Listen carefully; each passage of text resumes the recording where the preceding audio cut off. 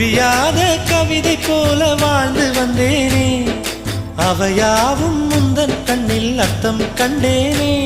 இந்த அருக புல்லின் மேல் மணித்துளியாய் நின்றாயே, எந்த பருவத் தோள்களில் பச்சை கிளியாய் வாழ்ந்தாயே.